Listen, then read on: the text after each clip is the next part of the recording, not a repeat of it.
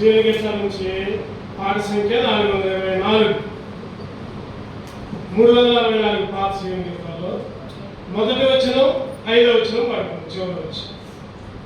జీవపు దాతనా హృదయములోనికి రా, జీవపు దాతనా హృదయములోనికి రా, నూతన వెలుగు నూతన అనుభవం అందరికీ నిమ్ము, నూతన వెలుగు నూతన అనుభవం అందరికీ నిమ్ము.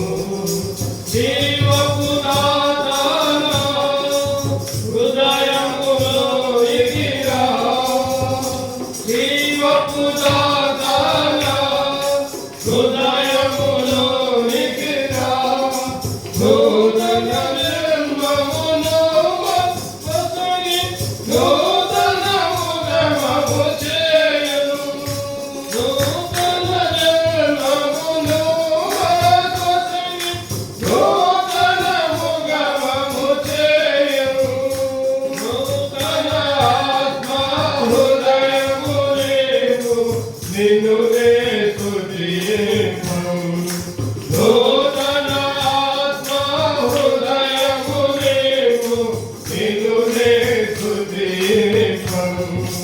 జీవపు దాతనా హృదయములోనికి రా, జీవపు దాతనా హృదయములోనికి రా, నూతన వెలుగు నూతన అనుభవం అందరికీ నిమ్ము, నూతన వెలుగు నూతన అనుభవం అందరికీ నిమ్ము, నూతన పాత్రలను రద్దు చేసి నీలో మహిమతో నింపు, నూతన పాత్రలను రద్దు చేసి నీలో మహిమతో నింపు, నూతన ఆయుధముగమము చేసి శత్రువును ఓడించు, నూతన ఆయుధముగమము చేసి శత్రువును ఓడించు. జీవపు దాతనా హృదయములోనికి రా, నూతన వెలుగు నూతన అనుభవం అందరికీ నిమ్ము, నూతన వెలుగు నూతన అనుభవం అందరికీ నిమ్ము. జీవపు దాతనా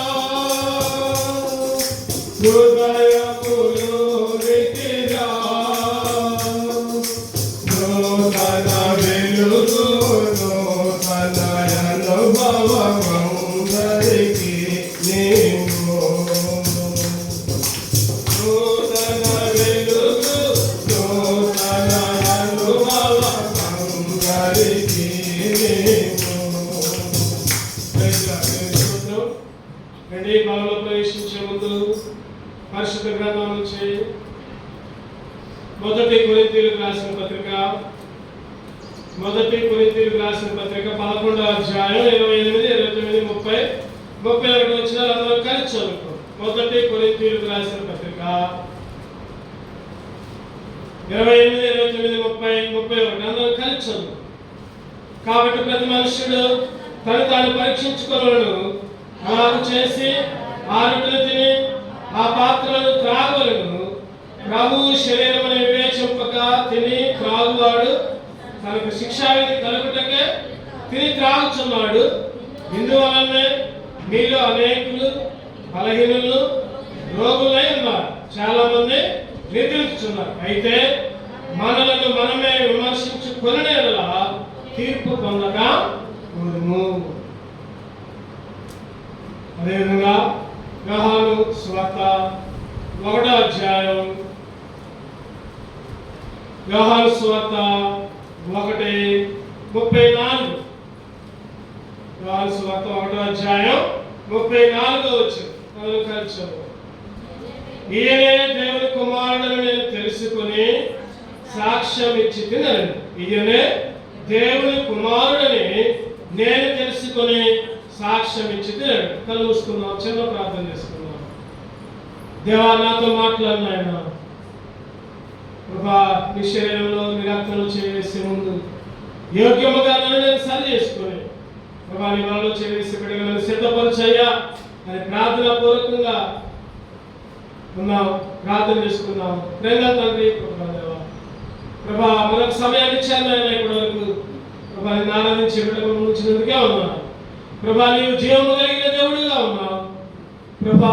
ఆ జీవము కలిగిన దేవుడు నీచము స్తోత్రార్హుడుగా ఉన్నావు ప్రభా. అటువంటి జీవము కలిగిన దేవుడివి ప్రభా. చచ్చిపోయిన బ్రతికించావు, జీవాత్మను ప్రభా. జీవపు వెలుగులోకి నడిపించావు చీకటిలో ఉంటే ప్రభా. ఒకప్పుడు పాపపు చేతుల్లో ఉంటే ప్రభా, చేతులను రక్తంతో శుభ్రపరిచి జీవపు వాక్యాన్ని ఇచ్చి ప్రభా, జీవపు నీతిలోకి మార్చావు. కఠినులుగా ప్రభా, నీతిమంతులుగా, నీతికి దూరంగా ఉంటే ప్రభా సమీపస్తులుగా చేసుకున్నావు. అంత మాత్రమే కాదు నాయన, జీవపు నిరీక్షణ ఇచ్చావు ప్రభా. అందుకే నా రక్షణకర్త అయిన నీకు ఎల్లప్పుడూ కూడా ఆయన దినము నిన్ను స్తుతించి నిన్ను ఆరాధించేవాడుగా ఉంచినందుకే ఉన్నాను. ఏమిచ్చి నిన్ను స్తుతించగలం, ఏమిచ్చి నిన్ను ఆరాధించగలం ప్రభా. అంత మాత్రమే కాదు నాయన, మా ఎదుట ఉంచబడిన నీ శరీరంలో నీ రక్తంలో యోగ్యముగా ప్రభా చేవేసినట్లుగా సిద్ధపరుస్తున్నాండి ప్రభా. నీ వాక్య భాగాలు చదువుకునేట్టుగా ఆ వాక్య భాగాలతో నాతో మాతో మాట్లాడుతున్నాండి, మమ్మల్ని గర్దిస్తున్నాండి, బుద్ధి చెప్తున్నాండి, సరి చేస్తున్నాండి ప్రభా. మా మార్గాలన్నింటినీ కూడా తిన్నని మార్గాలుగా చేస్తున్నాం మరి ప్రభా. మీరే అభిషేకిస్తున్నాం. నిలబడిన దాసులు కూడా శిలువ చాటున మరుగుపరుచుకోమని ప్రభా. ఈ వాక్య భాగాలు నాకు మాకు మా జీవితాల్లో ఎంతో ఉపయోగకరంగా, మేలుకరంగా, ఆశీర్వదంగా మారుస్తున్నామని ఈ సమయాన్ని మీకు అప్పచెప్పుకుంటూ యేసుక్రీస్తు పరిశుద్ధ నామమున ప్రార్థించి వేడుకొంచున్నాము తండ్రి. ఆమేన్, ఆమేన్. Praise Lord. మరొకసారి ప్రభువైన యేసుక్రీస్తు నామములో అందరూ కూడా వందనాలు తెలియజేసుకుంటాం. మనం చదువుకున్న భాగాలు చూస్తే బలలో చేసే ముందు మనం సరి చేసుకోవాలి. ప్రతిసారి కూడా చదువుకుంటాం. మనం యోగ్యముగా మనం సరి చేసుకోవాలి. మనం ఎక్కడ లోపాలు ఉన్నాయో, ఎక్కడ తప్పులు ఉన్నాయో వాటినన్నింటినీ కూడా ఆయన దగ్గర ఒప్పుకోవాలి. ఆ రొట్టె తీసుకున్నప్పుడల్లా, ఆ పాత్రలో తాగినప్పుడల్లా అది ప్రభువు శరీరం అని వివేచింపక గుర్తుపెట్టుకోవాలి. ఆ రొట్టె ప్రభు శరీరం. తర్వాత ద్రాక్షరసం యేసుక్రీస్తు పవిత్ర రక్తం అని జాగ్రత్తగా ఉంచుకోవాలి. అది దేవుడు మన కొరకు సిద్ధపరిచాడని దాన్ని త్రాగేటప్పుడు, దాన్ని తీసుకునేటప్పుడు జాగ్రత్తగా సరి చేసుకుని తీసుకోవాలని. లేకపోతే సరి చేసుకోకుండా, పశ్చాత్తాపడకుండా, మనం కడుక్కోకుండా చెప్పండి. ఒకరోజు పొద్దున్న లేచి బయటికి పోదాం అనుకోండి, డ్యూటీకో లేకపోతే పనికో లేకపోతే ఇంకేదన్నా ఫంక్షన్కో వెళ్ళొచ్చాం అనుకోండి. సాయంత్రం వచ్చిన తర్వాత చెప్పండి ఏం చేస్తాము? ఆ విధంగానే పడుకుంటాం. పోయి ఖచ్చితంగా స్నానం చేస్తాం, ఖచ్చితంగా సబ్బు పెట్టుకుంటాం, ఖచ్చితంగా శుభ్రం చేసుకుంటాం. అదేవిధంగా ప్రతి ఆదివారం కూడా దేవుని సన్నిధిలోకి వచ్చినప్పుడు ఈ వారం మొత్తం ఎక్కడెక్కడ ఏ పాపాలు చేసాము, ఎక్కడెక్కడ దేవునికి ఇష్టమైన పనులు చేశాము, ఎక్కడెక్కడ దేవునికి వ్యతిరేకంగా మాట్లాడాము, చూపులు, తలంపులు, ఆలోచనలు అన్నీ కూడా దేవునికి ఎక్కడ విరోధంగా ఉన్నాయి. ఒకసారి మనకు తెలియకపోయినా, మనం కావాలని చేయకపోయినా పొరపాటును మనం తప్పులు చేస్తూ ఉంటాం సహజంగా. అందుకే దేవుడు మనకు ప్రతి ఆదివారం కూడా సమయాన్ని ఇస్తాడు. ఒప్పుకో, సరి చేసుకుని నా బలంలో చేయాలి. ఈరోజు ఈ సమయాన్ని దేవుడు మనకి ఇచ్చాడు. అందుకనే ఈ సమయంలో మనం సరి చేసుకో. ఆయన జీవము కలిగిన దేవుడు అని, ఆ జీవము కలిగిన దేవుడు నీకు నాకు జీవాత్మనిచ్చాడు, జీవపు వెలుగిచ్చాడు, జీవపు నీతిచ్చాడు, జీవపు వాక్యాన్ని ఇచ్చాడు, జీవముతో కూడిన నిరీక్షణ ఇచ్చాడు. అటువంటి జీవము కలిగిన దేవుడు చెప్పండి, ఎవరంట?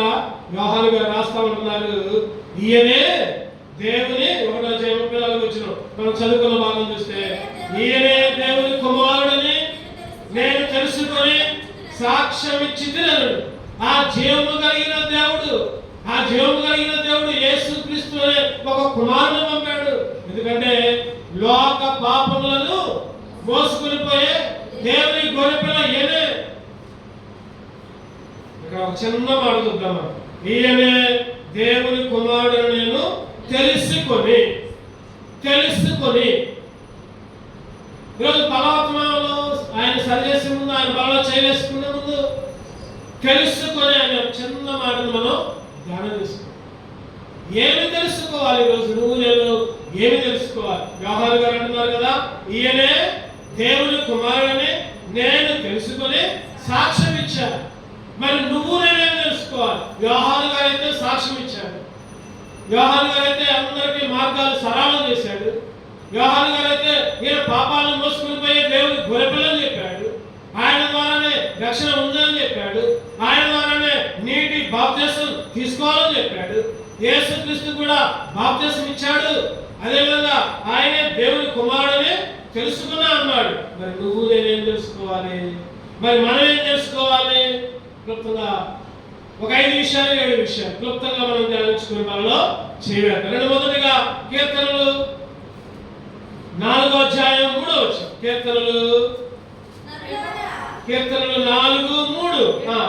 యెహోవా తన భక్తులను తనకు ఏర్పరచుకున్నాడని తెలుసుకుని. యెహోవా తన భక్తులను తనకు ఏర్పరచుకున్నాడని తెలుసుకున్నాడు. యోహాను గారు తెలుసుకున్నారు. ఏమని తెలుసుకున్నారు చెప్పండి? ఆయనే దేవుని కుమారుడు, ఆయనే జీవము కలిగిన దేవుని కుమారుడు. యోహాను గారు తెలుసుకుని సాక్ష్యం ఇచ్చారు. మనం ఏం తెలుసుకోవాలి?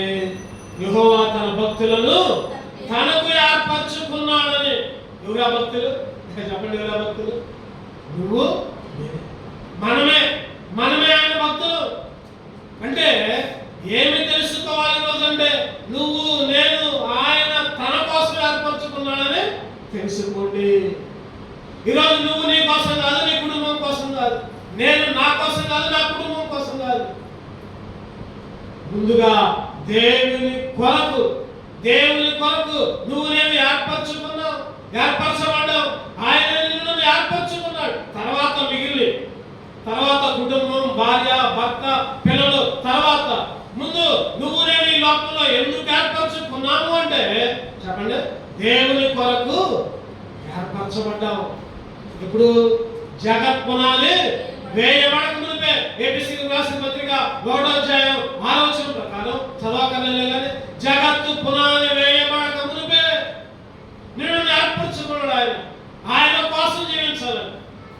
చెప్పండి, ఒక చిన్న ఉదాహరణ చెప్తాను. మరి ఇంట్లో ఒక చెట్టు వేసుకున్నాం అనుకోండి, ఒక మామిడికాయ చెట్టు వేసుకున్నాం అనుకోండి.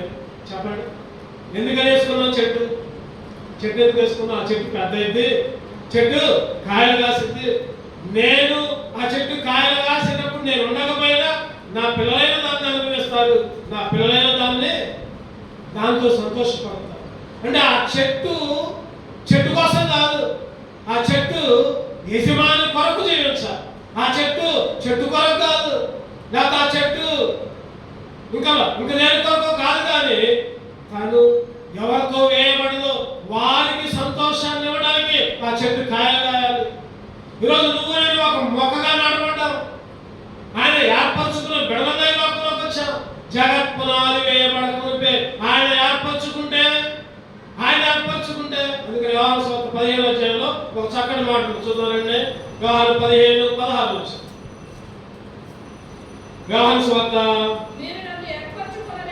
15:16. మీరు నన్ను ఏర్పరచుకోలేదు, మీరు నా పేరట తండ్రిని ఏమి అడుగుదురో అది ఆయన మీకు అనుగ్రహించినట్లు మీరు వెళ్ళి ఫలించుటకును మీ ఫలము నిలిచినటకును నేను మిమ్మును ఏర్పరచుకొని నియమించితిని. దీంట్లో ఒక్క మాట చూద్దాం మనం. ఏమాటంటే మీరు వెళ్ళి ఫలించుటకు. అది ముఖ్యం. ఈరోజు నన్ను దేవుడు ఎందుకు ఏర్పరచుకున్నాడు అంటే ఫలించాలి, అభివృద్ధి చెందాలి, ఫలాలియాలి. ఫలాలు ఇవ్వాలి. ఆయన ఏర్పరచుకున్నందుకు ఫలాలు ఇవ్వడానికి. ఆయనంట మంచిగా ద్రాక్ష తోట వేసిందంట, మంచిగా చుట్టూ కంద వేయంట, నీళ్లు పోసిందంట, పెంచిందంట, చుట్టూ కాపు కాసిందంట, ఆయనే కాపాడంట. కానీ ఆ చెట్టు ఏం చేసిందంటే కారు ద్రాక్షలు కాసింది.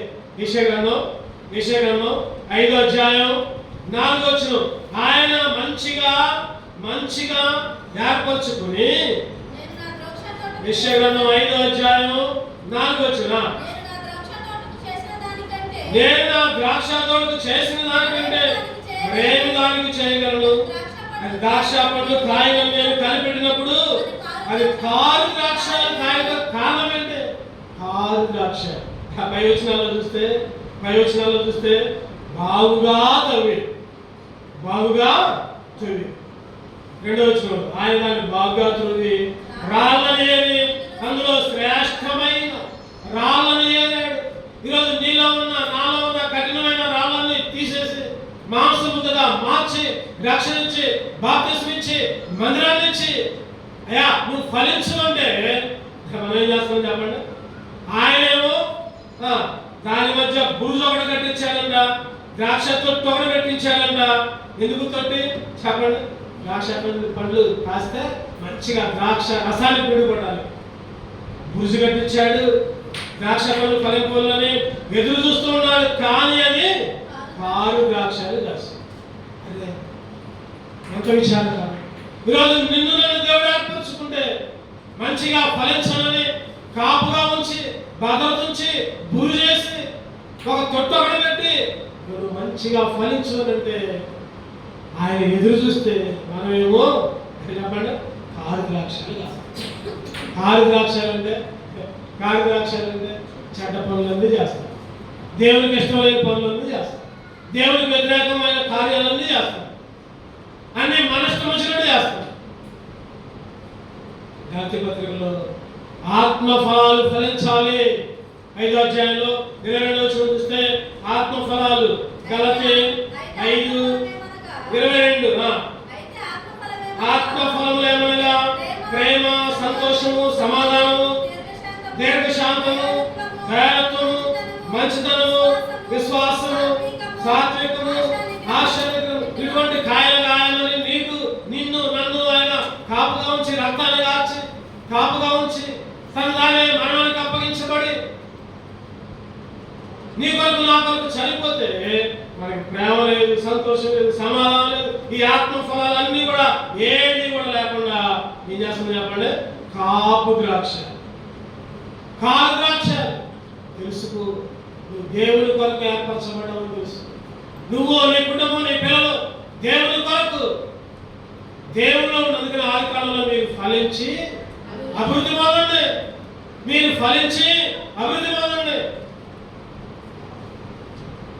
మరి నేను ఎట్లా, నా కుటుంబం ఎట్లా, నా పిల్లలు ఎట్లా అనుకోవచ్చు. మరి ఆయన కొరకు జీవిస్తే, ఆయన కోసం జీవిస్తే మరి నా జీవితం ఏంటి? నేనేం కావాలి? నువ్వు ఎప్పుడైతే ఆయన కొరకు జీవిస్తావో, నువ్వు ఎప్పుడైతే ఆయన కోరుకున్నట్టు ఉంటావో మిగిలినవన్నీ కూడా ఆయన చూసుకుంటాడు. ఓ గుత్తులు మంచి ద్రాక్షాలు కాసేటట్టు ఆయనే చేస్తాడు. నీ కుటుంబ విషయంలో, నీ పిల్లల విషయంలో, నీ భర్త, నీ భార్య విషయాల్లో నువ్వు ఆయనకు అప్పచెప్పుకోవాలి. ఆయన కొరకు జీవించాల. ఆయన నిన్ను ఏర్పరచుకున్నాడు. ఒకటి గుర్తుపెట్టుకోవాలి. ఏం తెలుసుకోవాలంటే మనం ఆయన కొరకు ఏర్పరచబడ్డామని తెలుసుకోవాలి. రెండో చూడండి, కీర్తనలు 34:8. కీర్తనలు 34:8. యెహోవా ఉత్తముడని రుచి చూచి తెలుసుకోండి. మన అంశం ఏంటంటే తెలుసుకోండి. ఆయన నిన్ను ఏర్పరచుకున్నాడని తెలుసుకో. రెండవదిగా యెహోవా ఉత్తముడని రుచి చూచి. ఉత్తముడంటే మంచివాడు. ఆయన మంచివాడు. ఇర్మియా గ్రంథం 33:11. ఇర్మియా 33:11. ఇర్మియా 33:11 657 పేజీ 11 చివరి మాట. యెహోవా మంచివాడు, ఆయన కృప నిరంతరము మధ్యలో ఉందన్నమాట. చూద్దాం అన్నమాట. 10-11 కలిసి మధ్యలో యెహోవా మంచివాడు, ఆయన కృప నిరంతరం. ఆయన మంచివాడు, ఆయన ఉత్తముడు. తెలుసుకో. ఏం తెలుసుకోవాలి నువ్వు? ఆయన కొరకు నువ్వు ఏర్పరచబడ్డావని తెలుసు. రెండోది ఏం తెలుసుకోవాలి? ఆయన మంచివాడని తెలుసుకో, ఆయన మేలు చేస్తాడని తెలుసుకో. అందుకని దావీదు అన్నాడు కదా, కీర్తనలు 125:4 ఆయన అందరికీ మేలు చేస్తాడు. 125:4 యెహోవా మంచి వారికి మేలు చేయును, యథార్థ హృదయునికి మేలు చేయను. ఎందుకంటే ఆయన మంచివాడు కాబట్టి మంచి వాళ్ళందరికీ మేలు చేస్తాడు. యథార్థంగా ఉంటే మేలు చేస్తాడు. ఈరోజు నువ్వు నేను తెలుసుకోవాలి, ఆయన మంచివాడని, ఆయన ఉత్తముడని. అందుకనే పౌలు తిమోతికి రాసుకుంటూ, అయ్యా నువ్వు చిన్నప్పటి నుంచి అవన్నీ తెలుస్తావు, ఎరుగుదు నువ్వు. రెండు చూద్దాం. 2 తిమోతి 1:2 తిమోతి 1:12 ఆ హేతు చేత నువ్వు శ్రమలను అనుభవించుచున్నాను, కానీ నేను నమ్మిన వాని ఎరుగుదును కనుక సిగ్గుపడను. నేను ఆయనకు అప్పగించిన దానిని రాబోచున్న ఆదినం వరకు ఆయన కాపాడగలని రూఢిగా నమ్ముచున్నా. పౌలు అన్నాడు తిమోతికి రాసుకుంటూ, అయ్యా ఈ శ్రమలన్నీ అనుభవిస్తున్నా, అయినా కానీ నేను నమ్మిన దేవుని ఎరుగుతా. ఆయన మంచోడు, ఆయన ఉత్తముడు.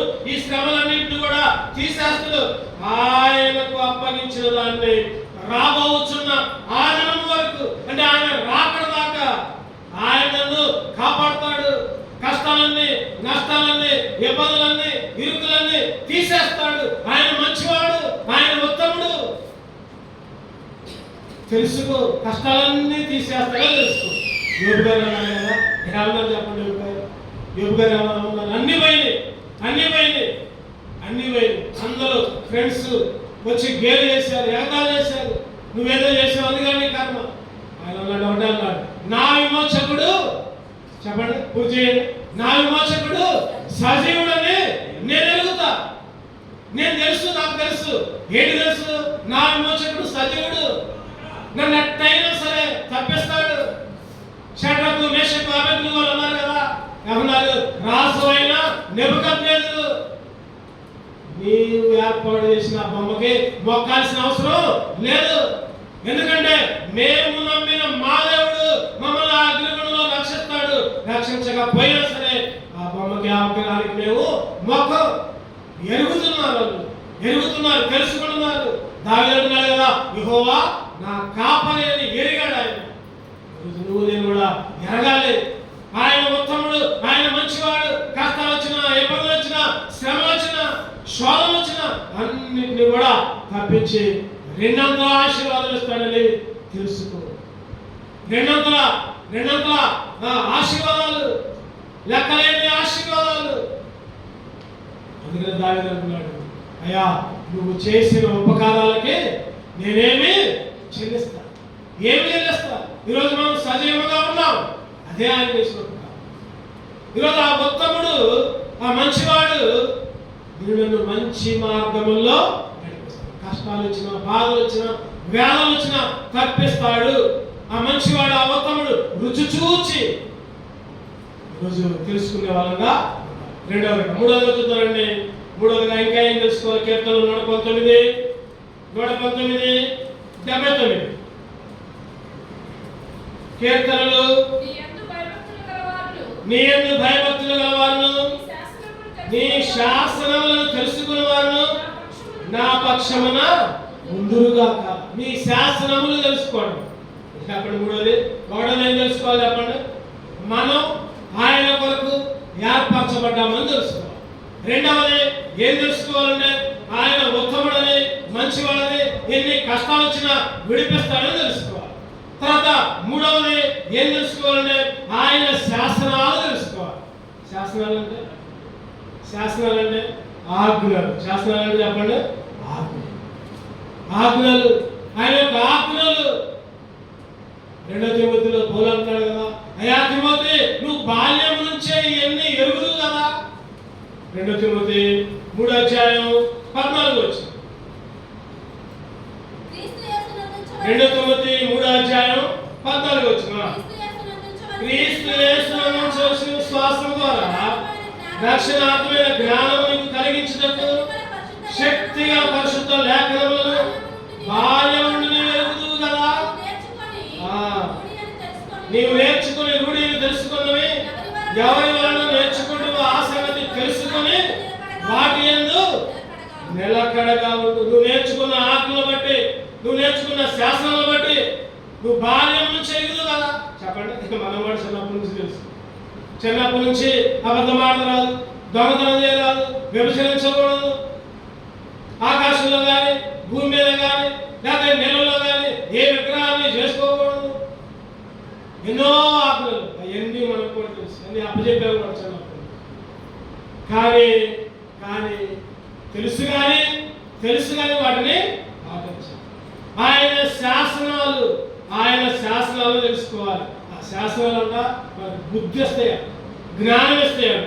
కీర్తనలు 19:7 ఆ శాసనాలు 2 పనులు చేస్తాయి మనం. కీర్తనలు 19:7 యెహోవా నియమించిన ధర్మశాస్త్రం యథార్థమైనది, అది ప్రాణము తెప్పరిల్లజేయును. యెహోవా శాస్త్రం నమ్మదగింది, అది బుద్ధిహీనులకు జ్ఞానం పుట్టించును. బుద్ధిహీనులకు జ్ఞానం పుట్టించే ఆ శాసనాలు ఎటువంటి అంటే జ్ఞానం పుట్టించే శాసనాలు. ఆయన వాక్యాలు, ఆయన ధర్మశాస్త్రాలు జ్ఞానం పుట్టించే. మనం అనుకుంటాం కదా, ఎక్కడెక్కడో జ్ఞానం వచ్చింది, ఎక్కడెక్కడో యూనివర్సిటీలని లేదా మంచి స్కూళ్ళని మంచి కాలేజీలని మనం అనుకున్నాం అక్కడ జ్ఞానం వచ్చింది అనుకుంటాం. ఆడికి పంపిస్తాం, ఎంత ఖర్చు అయినా కానీ ఆడికి పంపిస్తాం. కానీ అసలైన జ్ఞానం వచ్చే దేవుని మందిరంలోకి మాత్రం తీసుకున్నారు. ఈరోజు మన పిల్లల్ని లేదా మనమే అసలైన జ్ఞానం వచ్చేది ఎక్కడంటే దేవుని మందిరంలో అసలైన జ్ఞానం, దేవుని శాస్త్రాలు.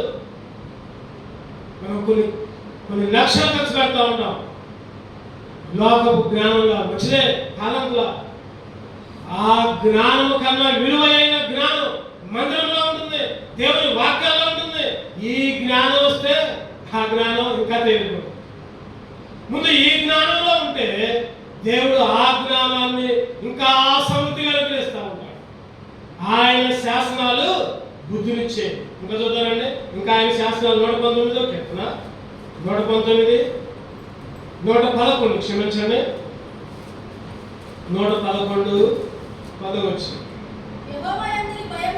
111:10 యెహోవా యందు భయము జ్ఞానమునకు మూలము, ఆయన శాసనం అనుసరించు వారందరూ మంచి వివేకము గలవారు. చాలు. ఆయన శాసనములను అనుసరించు వారందరూ మంచి వివేకం. ఆయన శాసనాల నుంచి ఏమొచ్చింది చెప్పండి? బుద్ధి వచ్చింది, జ్ఞానం వచ్చింది. ఆయన శాసనం నుంచి వివేకం వచ్చింది.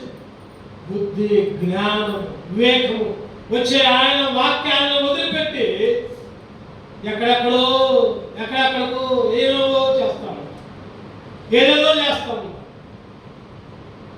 ఈరోజు ముందుగా ఆయన శాసనాల్లోకి రావాలి. ఆయన ధర్మశాస్త్రాన్ని, ఆయన శాసనాలు అంతా మన హృదయంలో చెడుతనాన్ని తీసేస్తాయి. 119 కీర్తన 119:11 వచ్చింది.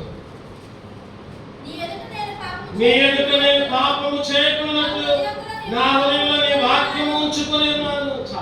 మన హృదయంలో ఆయన వాక్యం ఉంచుకుంటే, మన హృదయంలో ఆయన ధర్మశాస్త్రాన్ని ఉంచుకుంటే, మన హృదయంలో ఆయన ఆజ్ఞలు ఉంచుకుంటే, మన హృదయంలో ఆయన శాసనాలు ఉంచుకుంటే ఏం జరిగింది చెప్పండి? ఏం జరిగిందంట? ఆయన ఎదుట పాపం చేయం, పాపపు ఆలోచన రాదు, పాపపు మాటలు మాట్లాడడం, పాపాన్ని ఆలోచించడం. పాపపు ఆలోచన, పాపపు అలవాట్లు, పాపపు మార్గాలు. ఎందుకంటే ఆయన వాక్యాన్ని వెంబడించాలి, ఆయన శాసనాలని వెంబడించాలి. ఆ శాసనాలు పాపాన్ని దూరం చేస్తాయని తెలుసుకోవాలి. 4వ చూద్దామండి. 4వదిగా మొదటి దినవృత్తాంతాలు 28:8. మొదటి దినవృత్తాంతాలు 28:8 క్లుప్తంగా ధ్యానం చేసుకుందాం. మొదటి దినవృత్తాంతాలు 28:8. 4వ లైన్ నుంచి చదువుకుందాం. మీ దేవుడైన మొదటి దినవృత్తాంతాలు 28:8 మీ దేవుడైన యెహోవా మీకు ఇచ్చిన ఆజ్ఞలన్నీ ఎట్టివో తెలుసుకొని వాటిని గైకొనుడి. ఆయన ఆజ్ఞలు. 4వదిగా ఆయన ఆజ్ఞలు. చెప్పండి. 1వది ఆయన కొరకు నువ్వు నేను ఏర్పరచబడ్డాను. 2వది యెహోవా ఉత్తముడని తెలుసుకోవాలి. 3వది ఆయన శాసనాలు తెలుసుకోవాలి. ఆ శాసనాలు బుద్ధి జ్ఞానం వివేకం వస్తాయని తెలుసుకోవాలి. 4వదిగా ఆయన ఆజ్ఞలు. చెప్పండి. ఏంటి ఆయన ఆజ్ఞలు? కొత్త నిబంధనలో 2 ఆజ్ఞలు ఇచ్చారు. నిన్నువలే నీ పొరుగువాన్ని ప్రేమించు. నిన్నువలే నీ పొరుగువాన్ని ప్రేమించు. ఆయన మాత్రమే పూజ చేయి. నీ దేవుడైన యెహోవాను మాత్రమే ఆరాధించు. నిన్నువలే నీ పొరుగువాన్ని ప్రేమించు. ఈరోజు నువ్వు నేను కూడా ఈ ఆజ్ఞలు పాటించాలి. ఈ ఆజ్ఞలు దేవుడిచ్చిన ఆజ్ఞలు. ఎప్పుడైతే దేవుడిచ్చిన 10 ఆజ్ఞలు లేకపోతే 2 ఆజ్ఞలు పాటిస్తాము దేవుడు అంటే మనల్ని సరైన మార్గంలో ఉంచుతాడు. మనలే కాదు, మనల్ని బట్టి మన పిల్లల చదువులకి మనం ఎప్పుడైతే మంచిగా ఉంటామో మనల్ని బట్టి మన పిల్లలకు చక్కటి భవిష్యత్తు. మన ప్రార్థనలో మన పిల్లలకి ఒక కంచె, ఒక గోడ. ఈరోజు ఆయన ఆజ్ఞలను పాటించి నువ్వు నేను ఆయన ఆజ్ఞల ప్రకారం నడిస్తే మన నడతలను బట్టి దేవుడు మన పిల్లల్ని చక్కటి భవిష్యత్తులోకి నడిపిస్తాడు. అందుకనే మత్తయి సువార్తలో మంచి మాట ఉంటుంది. 21:6 మత్తయి 21:6 శిష్యులు వెళ్ళి యేసు తమకు ఆజ్ఞాపించిన ప్రకారము చేసి. యేసుక్రీస్తు ఏది ఆజ్ఞాపించాడో అది చేశాడు. ఏం ఆజ్ఞాపించాడు? ఆ గాడిదని దాని పిల్లని తోలుకొని రాండయ్యారు. శిష్యులు పంపించారు. నువ్వు దేవుడివి, నువ్వు రాజువి, నువ్వు గాడిద పిల్ల ఏంటి ప్రభా? నీకు ఒక గుర్రాన్ని తీసుకొని వస్తావు, లేదా నీకు ఒక ఏనుగు తీసుకుని వస్తావు అట్లా. యేసు ఏదైతే చెప్పారో అదే చేశాడు. యేసు ఆజ్ఞాపించిన ప్రకారం ఆయన ఆజ్ఞలు. ఈరోజు నువ్వు నేను కూడా ఆయన ఆజ్ఞలు తూచా తప్పకుండా పాటించాలి. కూర్చోంటే కూర్చోవాలి, నిలబడాలి, లేంటే లేవాలి. అయ్యా 6 రాగి బాణాలు నీటితో నింపండి అన్నాడు యేసుక్రీస్తు. వాళ్ళు అడగల, అదేంది ద్రాక్షారసం కదా పోయాల్సింది, నీటితో నింపమంటున్నావు అంటే అడగల. నింపారంతే, నిండా నింపారు. యేసు ఆజ్ఞాపించింది. ఎప్పుడైతే యేసు ఆజ్ఞాపించింది చేస్తామో ఊహించలేని కార్యాలు, గొప్ప కార్యాలు, ఆశీర్వాద కార్యాలు, కుటుంబ పక్షాన దేవుడు ఎన్నో కంటికి కనబడని, చెవికి వినబడని, హృదయానికి గోచరం లేని కార్యాలు నీ కుటుంబంలో, నీ విషయంలో, నీ కుటుంబ విషయంలో దేవుడు ఖచ్చితంగా చేస్తాడు. అందుకనే ఆయన ఆజ్ఞలను పాటించాలని తెలుసుకోవాలి. ఎన్నోది 4. 5వ చూద్దామండి. ద్వితీయోపదేశకాండం 5వ అధ్యాయం 24 వచ్చి. ద్వితీయోపదేశకాండం 5:24 మన దేవుడైన యెహోవా తన ఘనతను మహత్యమును మాకు చూపించును. అగ్ని మధ్య నుండి ఆయన స్వరమును వింటిమి. దేవుడు నరులతో మాట్లాడినను వారు బ్రతుకుదురని నేను తెలుసుకుంటుని. దేవుడు నరులతో మాట్లాడినను వారు బ్రతుకుదురని నేడు తెలుసుకుంటుని.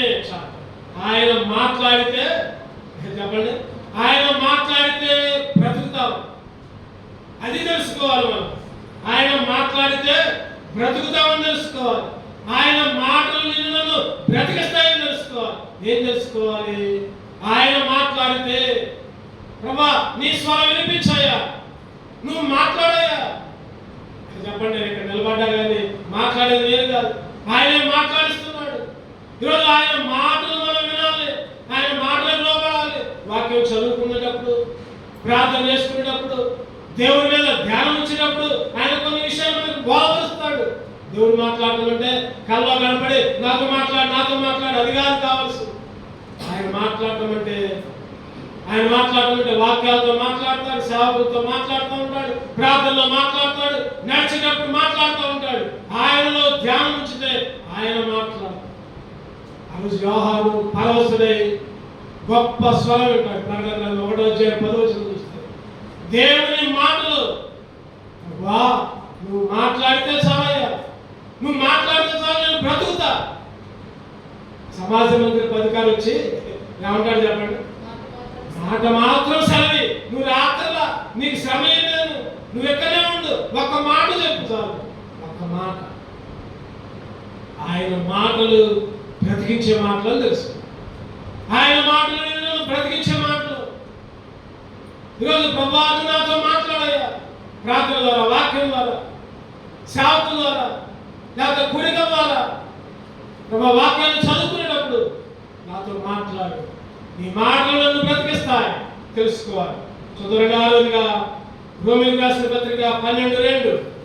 రోమిలకు రాసిన పత్రిక 12:2. మీరు ఈ లోక మర్యాద అనుసరింపగా ఉత్తమమును అనుకూలమును సంపూర్ణమైన దేవుని చిత్తమేదో పరీక్షించి తెలుసుకున్నట్లు మీ మనస్సు మారి నూతన మగుడు వలన రూపాంతరం పొందుడి. రూపాంతరం ఎట్లా చెప్పండి? దేవుని చిత్తాన్ని తెలుసుకోవాలి. మన జీవితంలో దేవుని చిత్తాన్ని తెలుసుకోవాలి. ఈ లోక మర్యాదను అనుసరింపగా, లోక మర్యాద వేరే, దేవుని మర్యాద వేరే. లోక చిత్తం వేరే, దేవుని చిత్తం వేరే. ఈరోజు మన చిత్తం కావాలని మనం ప్రార్థన చేస్తాం. అయ్యా నా కొడుకు ఉద్యోగం అయ్యా, నా కూతురికి మంచి ఉద్యోగం అయ్యా, మంచి ఆరోగ్యం అయ్యా, నా పిల్లలకు మంచి వివాహాలు అయ్యా, ఫలానా ఉద్యోగస్తులు కావాలి, లేకపోతే ఫలానా ఉద్యోగస్తులు కావాలి, ఉద్యోగస్తురాలు కావాలి, లేకపోతే ఫలానా ఉద్యోగమే నాకు కావాలి, ఫలానా ఆఫీసర్లు కావాలి. టార్గెట్ మనం పెట్టుకొని అది కావాలయ్యా, అది కావాలి, అదే అదే. అరే నీ పట్ల, నీ కుటుంబం పట్ల, లేదా నా పట్ల, మన పట్ల దేవుని చిత్తం ఏంటో, మన పిల్లల పట్ల దేవుని ప్రణాళిక ఏంటో, నా ఆలోచనలు కాదు, నా తలంపులు కాదు, నా పట్ల కానీ, నా కుటుంబం పట్ల కానీ, నా పిల్లల పట్ల కానీ నీ చిత్తాన్ని తెలియజేయ ప్రభా. నా పిల్లలు ప్రభా నీ చిత్తంలో ఉండేటట్లు దయచేయ. ఆయన చిత్తం ఏదో లోక మర్యాద కాదు. లోకంలో చాలా ఉంటాయి, లోకంలో గొప్పగా ఉండడానికి చాలా ఉంటాయి. దేవుడికి సమస్తమును సాధ్యమే. నువ్వు అనుకున్న దానికంటే, అడిగిన దానికంటే, ఊహించిన దానికంటే ఎక్కువగా దేవుడు నీకు అనుగ్రహిస్తాడు. గుర్తుపెట్టు, తెలుసుకో. దేవుని చిత్తము కొరకు నువ్వు నిరీక్షిస్తే నువ్వు అనుకున్న దానికంటే ఎక్కువగా దేవుడు నీకు, నీ కుటుంబానికి ఇస్తావు. అందుకని దావీదు అంటాడు కదా, 143 కీర్తన 10 వచ్చి 143:10 నీవే నా దేవుడవు, నీ చిత్తానుసారముగా ప్రవర్తించుటకు చాలు. నీ చిత్తానుసారముగా ప్రవర్తించుటకు నాకు నేర్పయ్యా. నువ్వే నా దేవుడివి అయ్యా. నా చిత్తం కాదయ్యా. నా చిత్తమేమో చెప్పండి, నా చిత్తమేమో నేను మంచి లెవెల్లో ఉండాలి, నా చిత్తమేమో నా పిల్లలు మంచిగా అందరికంటే ఎత్తుగా ఉండాలి, పైవాళ్ళగా ఉండాలి. అది కాదయ్యా, అది కాదు. నువ్వు నా దేవుడు అయ్యా. నీ చిత్తానుసారంగా నేను కానీ, నా కుటుంబం కానీ ఉండటం నాకు నేర్పయ్యా. లోకస్తుల ఆలోచనలు వేరే, దేవుని బిడ్డల ఆలోచనలు వేరే. లోకస్తుల చిత్తాలు వేరే, దేవుని బిడ్డల చిత్తాలు వేరే. గుర్తుపెట్టుకోవాలి, తెలుసుకోవాలి. ఈరోజు దేవుని మీద ఆధారపడాలి. నా పట్ల కానీ, నా కుటుంబం పట్ల కానీ, నా పిల్లల పట్ల కానీ నీ చిత్తాన్ని నెరవేర్చు. చివరిగా ఇంకొక మాట చూసుకొని మనం ముగించుకుంటాం. సంఖ్యాకాండం 32:23. సంఖ్యాకాండం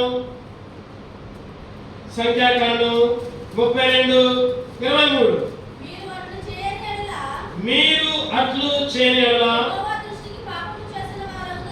యెహోవా దృష్టికి పాపము చేసేది వారు అగుదురు గనుక మీ పాపము మిమ్మును పట్టుకొను అని తెలుసుకోండి. మీ పాపము మిమ్మును పట్టుకొను అని తెలుసుకోవాలి. ఏం చేయాలి చెప్పండి? చివరిగా ఏం తెలుసుకోవాలి? మన పాపాలు మనల్ని పట్టుకుంటాయని తెలుసుకో. నువ్వేది విత్తుతావో అదే పంట కాస్త. నువ్వు మామిడికాయ విత్తనం వేస్తే మామిడి చెట్టే వచ్చింది, జామకాయ విత్తనం వేస్తే జామ చెట్టే వచ్చింది. నువ్వు కరకంచె కొమ్మలు వేస్తే ముళ్ళ కంచె వేస్తే ముళ్ళ కంచె పెరిగింది. గుర్తుపెట్టు, నీ పాపం నిన్ను పట్టుకొను. నువ్వు నీతిగా జీవిస్తే నీతి అనే విత్తనాన్ని నువ్వు వస్తావు. నువ్వు నీతి అనే విత్తనం వేయకపోతే చెప్పండి, నీ పిల్లలు ముళ్ళ కంచెలాగా పెరుగుతారు. గుర్తుపెట్టుకో, వాళ్ళు కూడా అంతకంటే పాపంలో పెరుగుతారు. మీ పాపము మిమ్మల్ని పట్టుకుంది. మీ పాపం మిమ్మల్ని పట్టుకుందని తెలుసుకో. దావీదు అన్నాడు కదా కీర్తనలో 32:5 చూస్తే 32:5 కీర్తన, నా దోషములు కప్పుకొనక నీ ఎదుట నా పాపమును ఒప్పుకుంటునే. నా దోషములు కప్పుకోక, అయ్యా నా పాపం నన్ను పట్టుకుంటుందయ్యా, నేను చేసిన పాపం నా పిల్లలకి శాపంగా మార్చొద్దయ్యా. గుర్తుపెట్టుకోవాలి, ఈరోజు మన పాపాలు మన పిల్లలకి శాపాలుగా మారకూడదు. మనం పాపాలన్నీ వదిలిపెట్టి దేవునికి క్షమాపణ అడగాలి. అయ్యా నన్ను క్షమించు, నేను చేసిన పాపాలు నా పిల్లల మీదకి శాపాలుగా రావద్దయ్యా. లెక్కలేని అపాయాలు చుట్టుకున్నాయి. దావీదు అంటాడు 40 అధ్యాయం కీర్తన 40:12 చివరిగా చూసుకొని, కీర్తన 40:12, లెక్కలేని అపాయములను చుట్టుకునేవి నా దోషములను తరిమి పట్టుదలగా నేను తల ఎత్తి చూడలేకపోతున్నాను. లేకపోతే అవి నా తల వెంట్రుకల మించి ఉన్నవి. నా హృదయం అధైర్యపడి లెక్కలేని అపాయం, లెక్కలేని దోష, ఆ దోషాలని ఆ పాపాలను బట్టి తెలుసుకుంటే తల ఎత్తుకోలేకపోతే, ప్రభా నా పాపాలు నన్ను పట్టుకుంటాయని తెలుసుకునేది. ప్రభా ఎవరు చూడలేదులే, ఎవరు వింటలేదులే, నేను ఏదో పరిశుద్ధురాలిగా జీవిస్తున్నా కానీ ప్రభా ఎన్ని వ్యతిరేక కార్యాలు చేశారో నీకు మాత్రమే తెలుసు. నన్ను క్షమించాలి, నా దోషాలు క్షమించు. రెండు మోకరించుకున్నాం. ఒక్కసారి మనమే దేవునికి అప్పచెప్తాం.